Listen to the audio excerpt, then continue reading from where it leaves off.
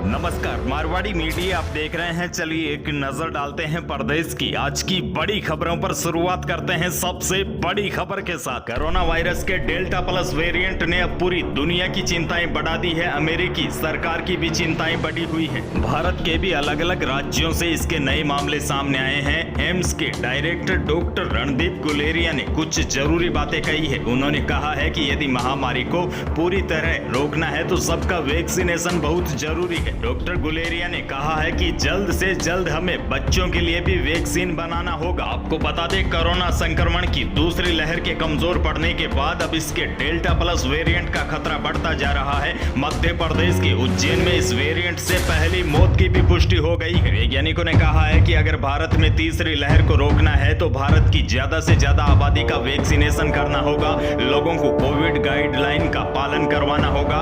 ऐसे इलाकों की मॉनिटरिंग करनी होगी जहां कोरोना के केस तेजी से बढ़ रहे हैं।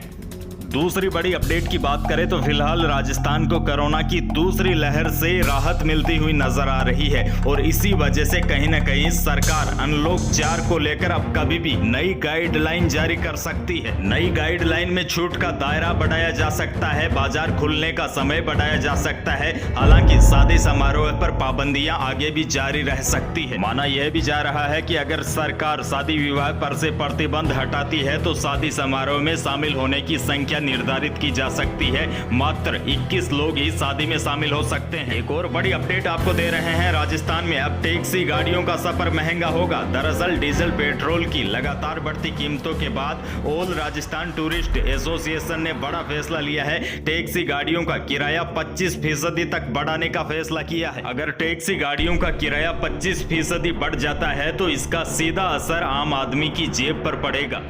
एक और बड़ी खबर की बात करें तो शिक्षा विभाग की ओर से कक्षा 10वीं और 12वीं के रिजल्ट तैयार करने वाला फॉर्मूला तैयार हो गया है। इसको लेकर बनाई गई समिति की रिपोर्ट के आधार पर शिक्षा मंत्री डोटासरा ने बुधवार को फॉर्मूला भी जारी कर दिया है। इसके तहत बोर्ड के रिजल्ट के लिए पिछले 2 साल की परीक्षाओं को आधार बनाया जाएगा। यानी कि पिछली 2 कक्षाओं में छात्र के कितने मार्क्स आए हैं उन्हीं के आधार पर छात्रों का रिजल्ट तैयार किया जाएगा। बड़ी अपडेट यह है कि प्राइवेट फॉर्म भरने वाले ऐसे विद्यार्थी जिन्होंने श्रेणी सुधार हेतु आवेदन किया है उन्हें बोर्ड द्वारा जब भी परीक्षा का आयोजन होगा तब अवसर दिया जाएगा। समिति की ओर से तय अंक योजना में पूरक आए छात्रों को पूरक परीक्षा का आयोजन होने पर परीक्षा देनी होगी। एक और बड़ी अपडेट कोविड-19 को लेकर राजस्थान के लिए अच्छी बात यह है कि पिछले 24 घंटों के दौरान पूरे प्रदेश में कोरोना की वजह से मात्र 1 व्यक्ति की ही मौत दर्ज की गई है। और राहत भरी खबर यह भी है कि राजस्थान के 10 जिलों में एक भी कोरोना का नया पॉजिटिव केस सामने नहीं आया है। पिछले 24 घंटों के दौरान राजस्थान में 155 नए पॉजिटिव केस मिले हैं और इसी के साथ अब एक्टिव केसों की संख्या घटकर भी 2178 रह गई है। एक और बड़ी अपडेट आपको दे रहे हैं। मुख्यमंत्री चिरंजीवी बीमा योजना के 50 दिन में निजी अस्पतालों के खिलाफ 400 शिकायतें मिली है।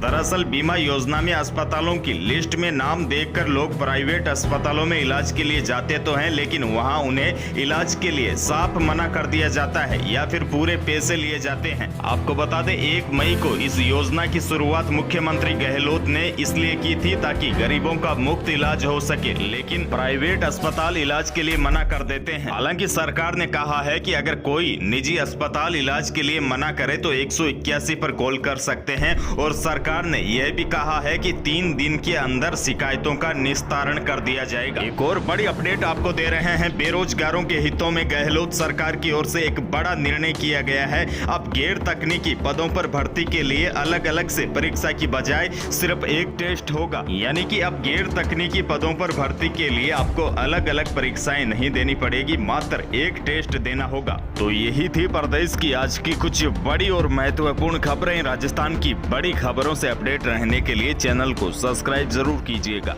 धन्यवाद।